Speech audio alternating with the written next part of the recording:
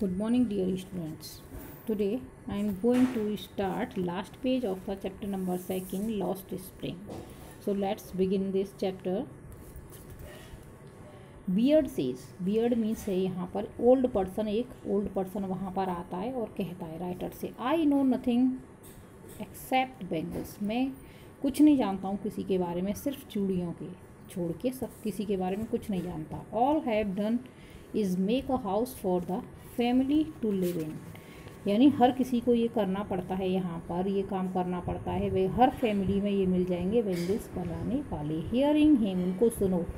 One wonder if he has achieve that many have fold in than life time he has a root over his head. यानी ये पूरा life time यही work करते हैं, तब इसी की वजह से उनके सिर पर जो है छत है, रूफ है. किसकी वजह से? इसी काम की वजह से. The cry of not having money to do anything except carry to the business of making bangles not even enough to eat rings in every home.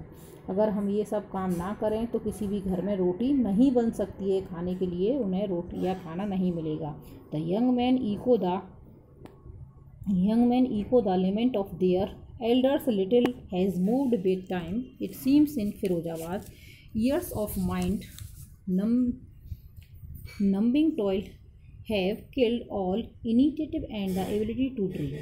यानी ये जो ये काम था वहाँ पर, एल्डर्स और जो छोटे थे वो सब जो ये वर्क कर रहे थे वहाँ पर, बस उन्हें वो इससे आगे ड्रीम नहीं देख सकते थे. वो सिर्फ इसी को ही अपनी लाइफ समझते थे कि बस हमें बैंगल्स बनानी है, ये वर्क करना है और अपनी लाइफ स्पेंड इस तरह से आगे करनी है. Why not organise yourself in a cooperative.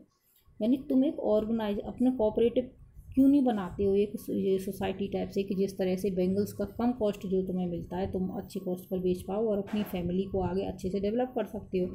I asked a group of young man.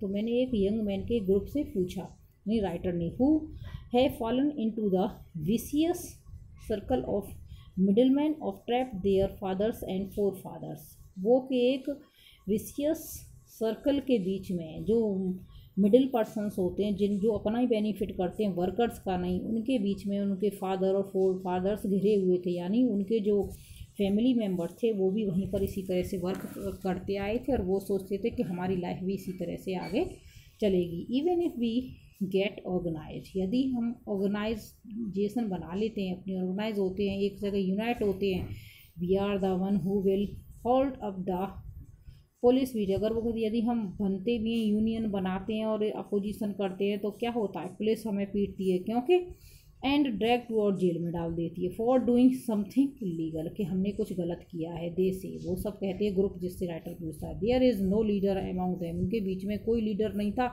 जो उनकी तरफदारी करे. No one who could help them see things differently. कोई नहीं है जो हमारी मदद करे चीज़ों को दूसरे तरीके से, दूसरे नज़रिए से देखने के लिए. ऐसा कोई भी पर्सन नहीं है. Their fathers are as tired as they are. उनके फादर्स भी इसी तरह से थक चुके थे जैसे कि वो आज थक चुके हैं. यानी कोई आगे कुछ नहीं, कोई करने की सोचता भी है तो उसे करने नहीं देते हैं. They talk endlessly in a spiral and moves from poverty to apathy to greed and injustice. हमेशा ही वो गरीबी में और ये जुल्म का शिकार हुए और आगे उन्हें कभी भी जो जस्टिस नहीं मिलता है, हमेशा इनजस्टिस ही उनके साथ हुआ है. लिसनिंग टू देम, उनको सुनकर. कौन? राइटर सुनता है. आई सी टू डिस्ट्रिक्ट्स वर्ल्ड. दो अलग अलग दुनिया दिखाई देती हैं उसे, एक गरीब लोगों की और एक अमीर लोगों की. One of the family caught in a wave of poverty. एक परिवार जो पॉवर्टी, गरीबी में अपनी लाइफ पूरी निकालता है. Burdened by the stigma of caste in which they are born. यानी जैसी सोसाइटी में वो पैदा होते वैसी सोसाइटी में गरीबी में ही चले जाते हैं. The other a vicious circle of साहूकार. और दूसरा कैसा होता है ग्रुप? एक पैसे वालों का और साहूकार का, जो कि हमेशा गरीबों को गरीब ही रहने देते हैं, आगे बढ़ने ही नहीं देते हैं. द मिडिल मैन, जो बीच के लोग होते हैं, middle man. The police man, bureaucrat and politicians. और बीच के लोग क्यों हैं? पुलिस उन्हीं के साथ मिली होती है. फॉर द ब्यूरोक्रास्ट, यानी जो पॉलिटिशियंस वगैरह, ये कभी भी गरीबों को आगे उनको प्रोग्रेस नहीं करने देते हैं. Together they have impose the baggage on the child as he could not put down before he is aware. He accepts it as naturally as his father. वो आगे चल के क्या वर्क करते रहते हैं और वही एक्सेप्ट कर लेते हैं जैसे कि उनके फादर्स भी यही करते थे, फोर फादर्स भी यही करते थे, उनका भी यही काम है और ये उनका लक है कि वो ऐसे ही करेंगे. To do anything else would mean to dare. वो कुछ अलग करने में डरते थे क्योंकि वो लोग उन्हें आगे जो पैसे वाले थे पर्सनस थे, रिच फैमिली, वो उन्हें नहीं करने देती. And daring is not part of his growing up. और डर की वजह से ही वो आगे नहीं बढ़ पाते अपनी life. When I sense a flash of it in Mukesh. जब उसने देखा कि ये मुकेश के अंदर थोड़ा डिफरेंट थिंग थी. I can cheered. मैं खुश हुआ. यानी वो उस जो बिजनेस था, फैमिली बिजनेस बैंगल्स का, वो नहीं करना चाहता था. वो हट के ड्राइविंग सीखना चाहता था और खुद की गाड़ी लेके चलाना चाहता. I want to be a motor mechanic. वो कहता है मुकेश मैं तो एक मोटर मैकेनिक बनना चाहता हूँ. ही रिपीट्स. बार बार रिपीट करता है. He will go to the garbage and learn. Garage and learn. वो गैराज में जाता है और वहीं पर सीखता है. But the garage is long away from he. उस गैराज उसके घर से बहुत दूर था. I will walk he insist. वो कहता है कोई बात नहीं, मैं वहाँ पर वॉक करके चल के पहुँच जाऊँगा, लेकिन मैं कुछ डिफरेंट करूँगा, ये बिज़नेस कभी नहीं करूँगा. Do you also dream of flying a plane.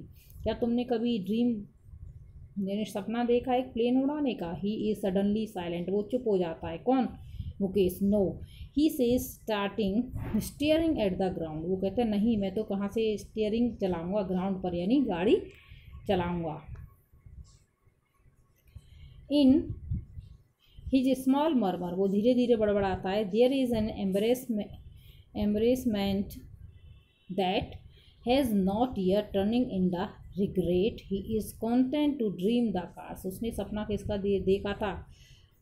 Cars चलाने का, ड्राइवर बनने का, ना कि एक पायलट बनने का. He is content to dream of a car that he sees hurtling down the streets of his. जो कि अपने ही टाउन की गलियों में इधर उधर घुमाएगा. फ्यू एयरप्लेन्स फ्लाई ओवर फिरोजा. कुछ एयरप्लेन्स जो है फिरोजाबाद के ऊपर भी उड़ते हैं, लेकिन वो गाड़ी वहाँ पर चलाने का ड्रीम देखता है. कौन देखता है? Mukesh. So I have completed this chapter today. Next day I will provide you work of this chapter through PDF.